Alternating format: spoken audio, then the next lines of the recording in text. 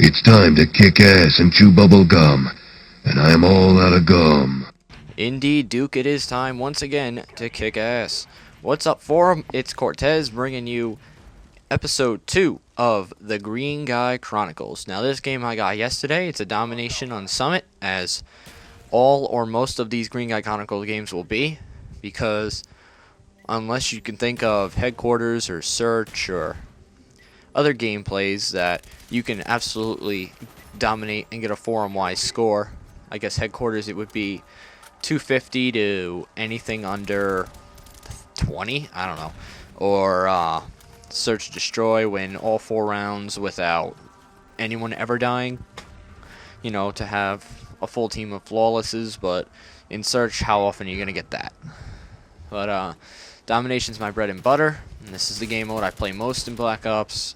Got more into it in COD 4 and Modern Warfare 2. You know, I took time away from it in World at War. I played War. That was my big thing. And now I'm back to Domination. So, this, as I said before, is a Summit game. We pretty much do put up a forum score. We do lose it a little in the end, but we still end up winning by a large margin. And this is a game where I actually do pretty well. Where, you know, the last game I only went positive by a couple points. But I said it's not only a matter of how good I do, it's a matter of how the team does overall, and overall we do pretty damn good. So, if you're watching this now, so that means today's the 3rd, which means First Strike has been out already for a few days, and I wanted to offer my opinions on it. So, I got them the day they came out, and I've so far played maybe at least 5 or 6 games on each map. With the exception of Kowloon, I've probably played maybe 3 games on that map. Discovery a little more because it just pops up more. It just happens to. And I'm ready to offer what I think. So I've also played wager matches on those maps, and they're also pretty fun. I think I really only got to play them on Discovery. I played a Sticks and Stones game. I played a couple Sticks and Stones games. Those were a lot of fun. You know, it's always fun to learn the spawns that you haven't learned yet, and because then they can come from anywhere that you would have no idea. And if it wasn't for the fact that Sticks and Stones gives you a spy plane, you would not know where they were half the time. But if I had to rank the maps in the order of which I think they were, including Ascension, I would put it as number 1 would be Ascension. Because you just can't beat zombies. I'm sorry, you can't beat zombies multiplayer. I'm sorry. Zombies Online is probably the best thing that's ever happened in Call of Duty.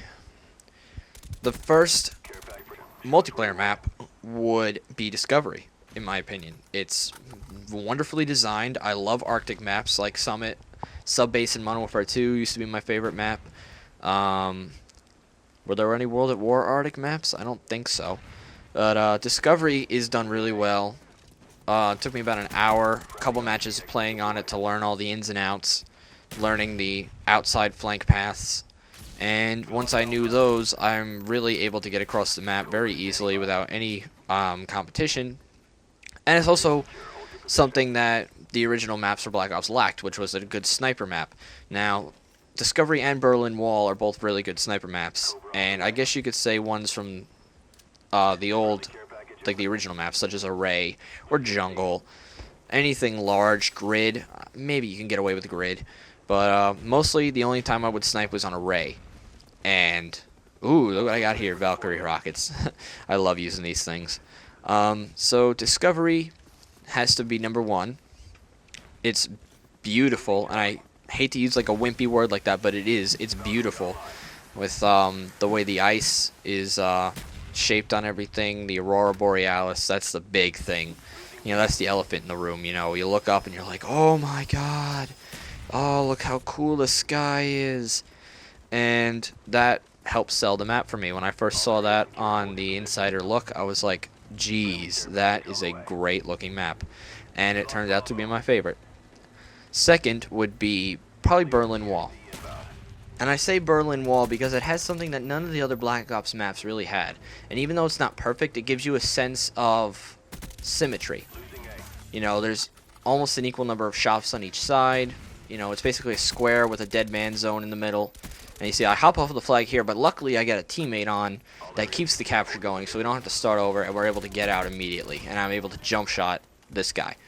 So, Berlin Wall has a sense of symmetry. It's not perfect, because there are different ways to go. But the map is basically a square with a no-go strip in the middle, a very small traffic area in the dead center, and you have ways to overlook that from each side. So, I really like symmetry, and I'm glad that they included that on Berlin Wall. Next, third would be Stadium.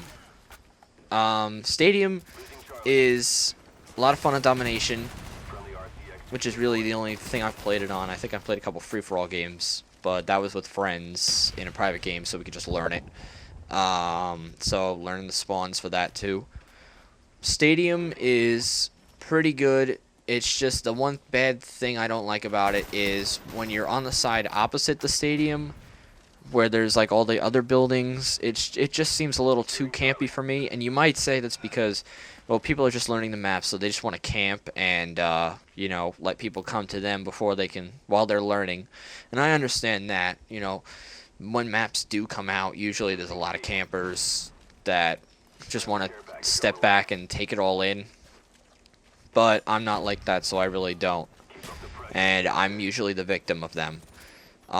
So Stadium's pretty good. That's the only really gripe I have about it, is just when people hide in the windows in the back of the map near, I think it's the A spawn.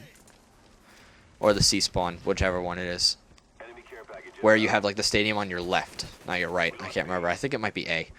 So that leaves me with the last map, which I think is the worst map out of this map pack, is Kowloon. And every map pack has a bad map.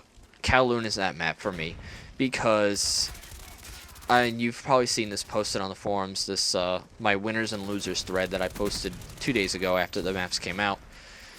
Kowloon I described as, quote, one of the worst maps ever designed in Call of Duty history. And you see, I don't know why I'm hopping up on that, but I still get him. And the reason I think it is because people take camping on Kowloon to a whole new level. There's an untold number of little ledges to sit on. There's windows to shoot out of. I haven't tried the zipline. I don't really like to use it because I like the state of the shadows, and I don't try to leave myself too exposed. But Kowloon is just too campy for me. But the game's over now. Final score is 25-5, 5 caps, 2 defends. This is Cortez reminding you to run with the public once in a while, because you might just get the right shade of green. Leave a like and a comment for this video. I'll see you guys next time. Check us out at forumboys.com. I'm out.